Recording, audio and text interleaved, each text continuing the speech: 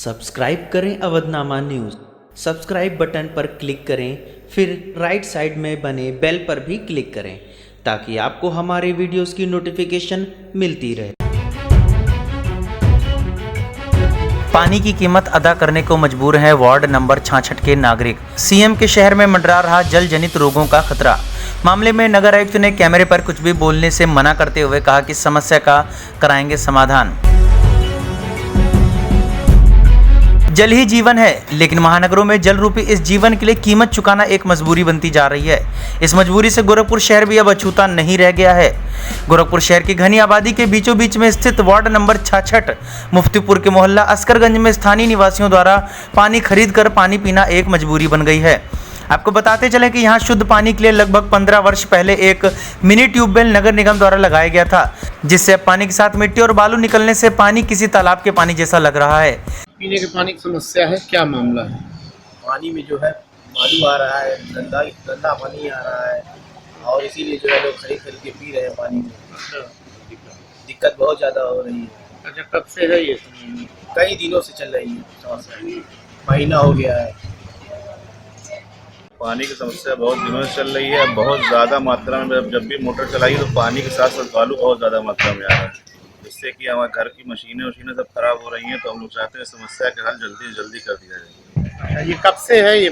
Sir ये लगभग 5-6 महीना हो गया। अच्छा, तो कहीं कोई शिकायत हाँ, शिकायत हम लोगों ने किया था लेकिन ऊपर पहुंच नहीं पाई। इसी वजह से अब चाहते हैं आप निस्तारण करें समस्या का।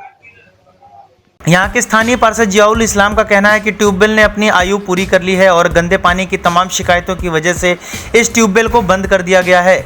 उन्होंने बताया कि नए ट्यूबवेल का प्रस्ताव दिया गया है, लेकिन नया ट्यूबवेल कब तक मिलेगा इसका कोई ठिकाना नहीं है। साथ ही उन्होंने ये भी बताया कि अगर कंप्रेसर की मदद ली जाए तो हो सकता है कि ट्यूबवेल एक बार फिर से शुद्ध पानी देने लगे, क्योंकि उनके वार्ड में अन्य दूसरे स्थानों पर लगे 2 ट्यूबवेलों को कंप्रेसर का प्रयोग करके चलाया जा चुका है और अब उसमें पीने का साफ पानी मिल रहा है। अब देखना यह है कि समस्या का समाधान नया ट्यूबवेल है या फिर पुराने ट्यूबवेल की मरम्मत। वार्ड में पीने के पानी की समस्या है, क्या मामला है? देखिए, हमारे पूरे वार्ड में तो पीने की समस्या, वार्ड की समस्या केवल अस्करगंज मोहल्ले में पीने का संकट, शुद्ध पेयजल का संकट उत्पन्न हो गया है। उसकी वजह है कि 15 साल पहले गोरखपुर का पहला मिनी ट्यूबवेल लगाया गया जिससे जल आपूर्ति होती थी।